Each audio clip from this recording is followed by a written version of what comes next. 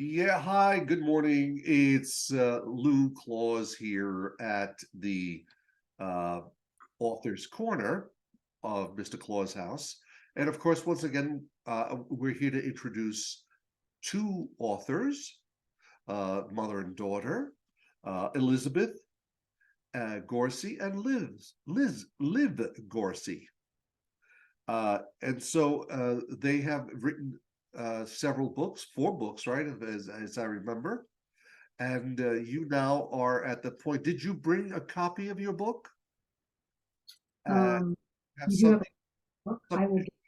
get, yes. Sorry about that. Should I go have it in hand? You Yeah. don't have it at hand. Okay. So what you want to do is you want to. Yes, go ahead.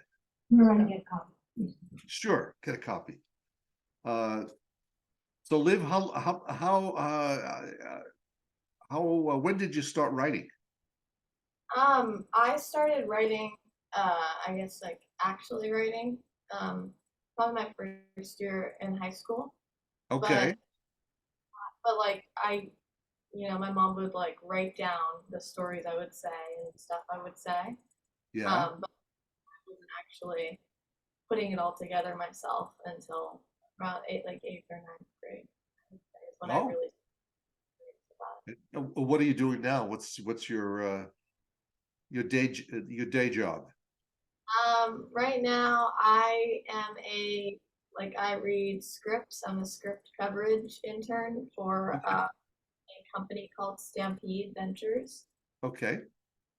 And then I also write like a lot of creative writing. Um, and I write for a magazine for teachers and parents and students. It's called Story Monsters Inc. She has her Oh, own copy Yeah, that she's had since she's 9 years old. yeah, that's wow. And you also have your poetry.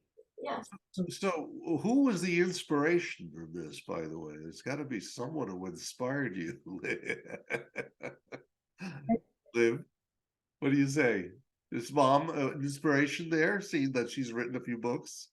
Yeah, for sure. I mean, she's definitely like helped me like feel comfortable with writing and storytelling because Right.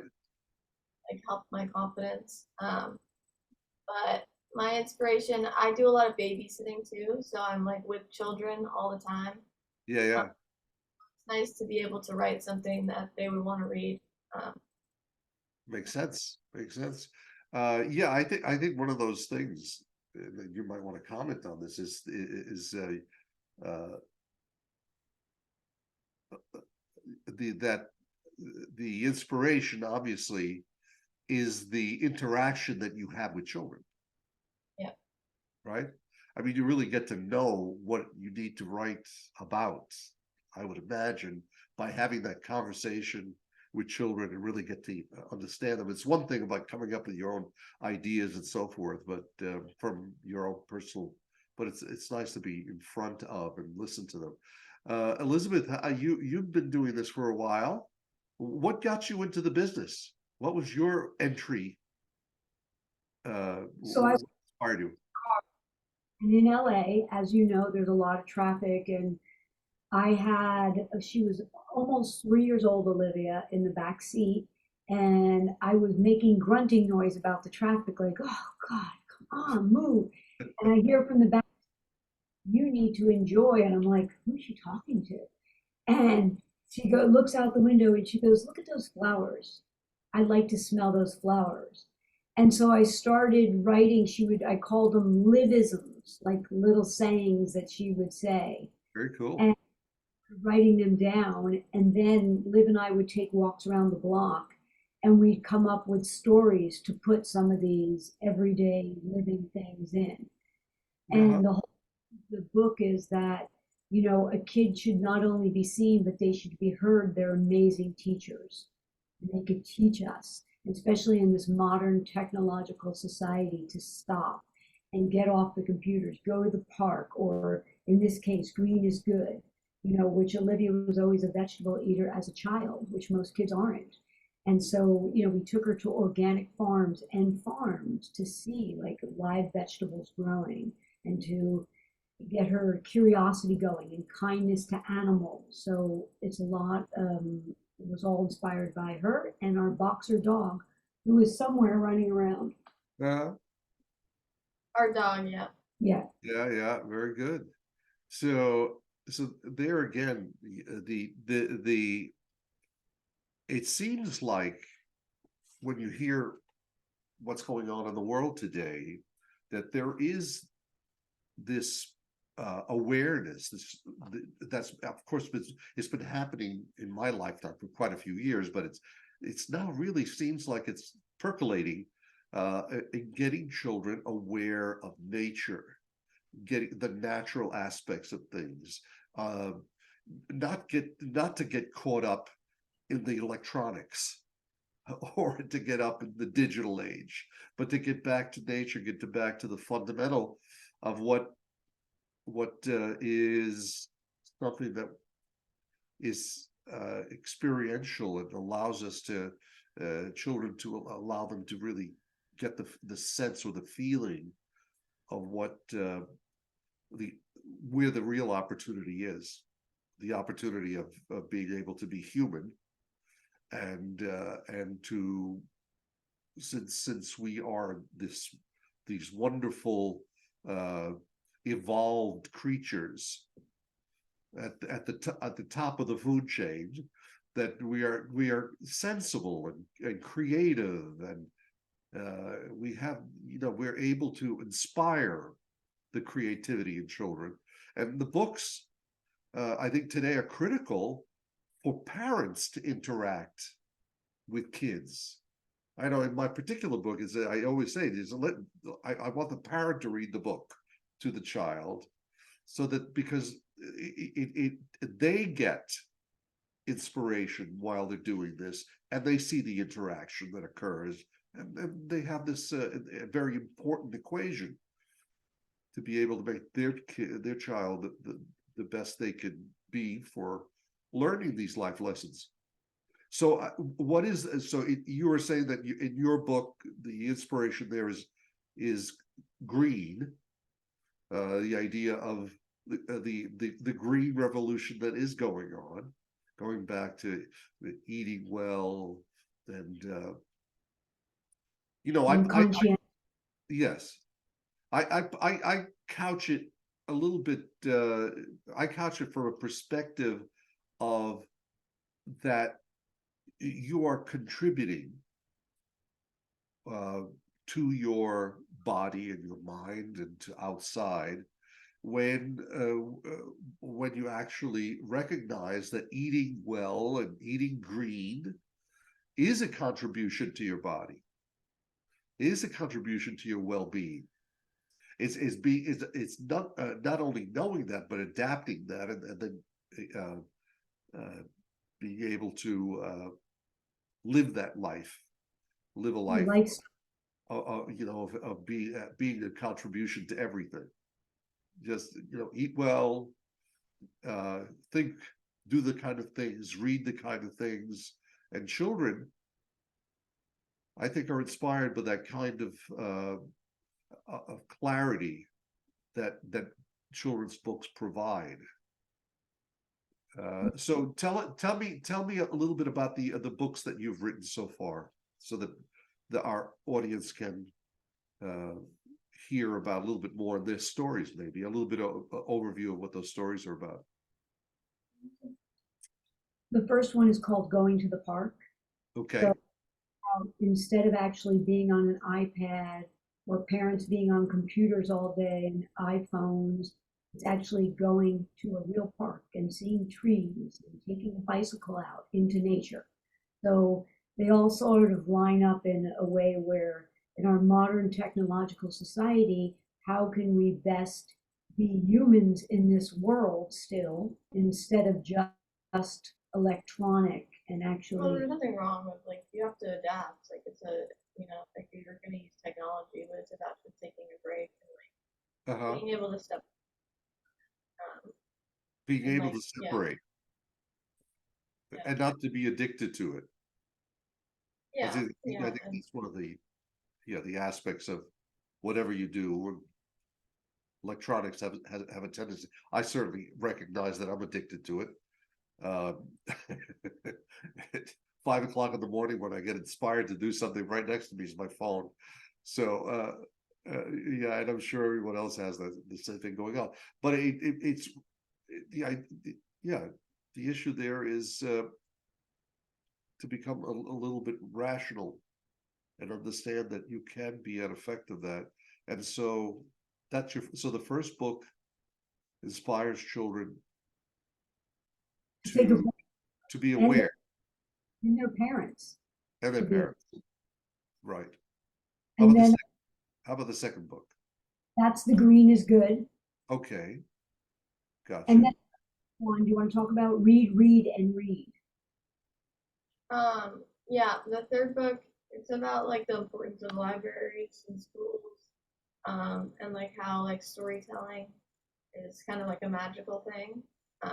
And so yeah, that one is pretty like close to my heart, just because, and it's very personal, and that's the one I collaborated the most on, because it's definitely like reading is something that's been a really important thing in my life, and like as a student, but also like as someone who really loves like stories and learning, and yeah, it's just been a very nice outlet that I've always had. So I kind of made like we wanted to make a book that honored that, I guess. And as a child, what she would do is a book could be a friend and make a friend.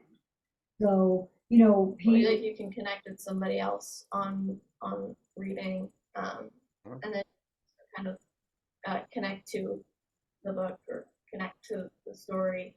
So it's like a really important thing for everybody. Interesting. Well, I mean, parents who are out there, I would think that if they watch a video like this, to get this the importance of finding time to sit down and read with your child, to be with your child in a very, what I think is an important time to get away from a lot of the other stuff and make time for being with a child and share this moment and have a conversation, no matter how small they are. Have a little conversation that wakes them up maybe to some insights. Yeah. exactly. Yeah. Very good. So now the books, any of the books and on Amazon, can they be purchased there? The book purchased on Okay. Amazon. So I'll have that on the website and at your listing. Yes. And I'll have that information there for people to be able to do that. We have a section on the Brother Claus website, which is the gift shop, and so it'll be inside there in the book section. And what else would you like to share?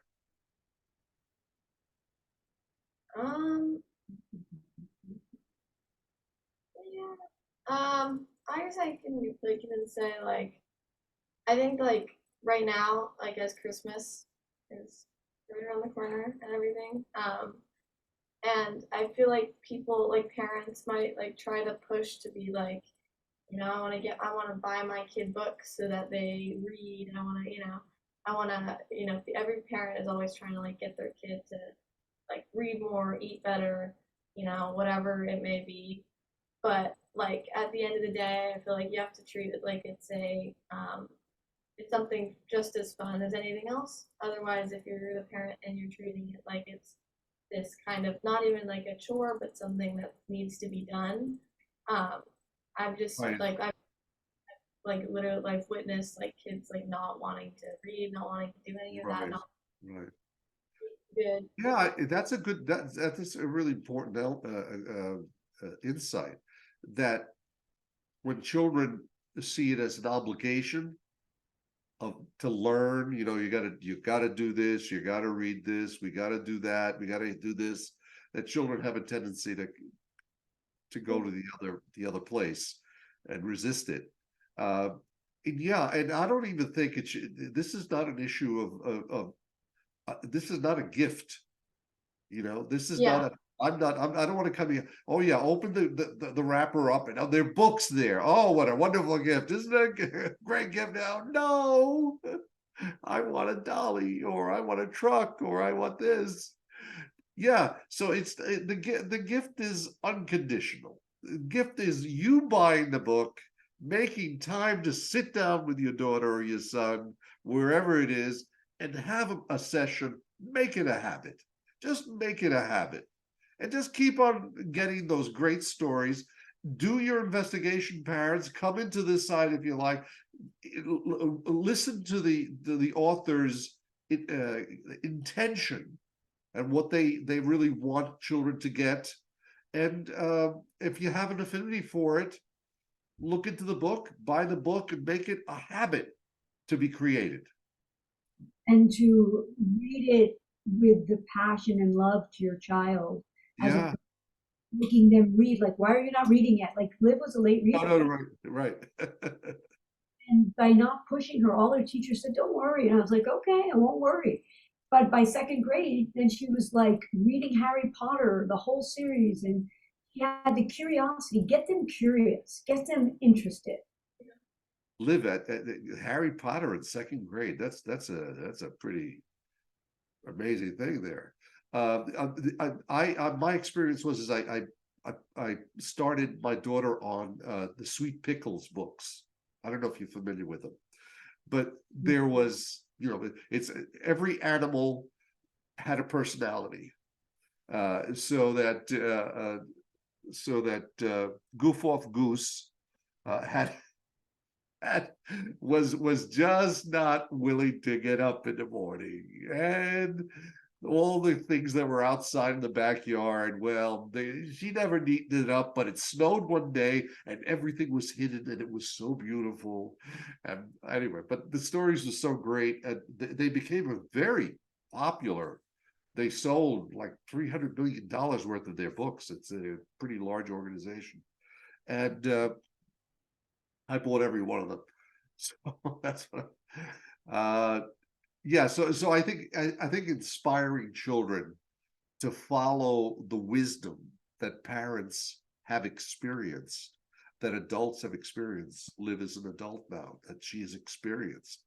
To be able to hear what children want to hear and what they want to have a dialogue. And you're probably going to interpret a lot of the new wave stuff, Liv, which is the technology into it. You know, the kids are going to go there, so that you still, you know, you want them to understand it's a game. Those are games, and how you interpret them is how you believe things. How you believe is the way your life shows up. Yeah. Anyway, enough is enough. Thank you so much for coming here, and I enjoyed this mother-daughter conversation. I hope we could do this again someday. Elizabeth, thank you. Liv, thank you. And we'll speak to you soon. Take care. Thanks. Bye. Bye. Bye.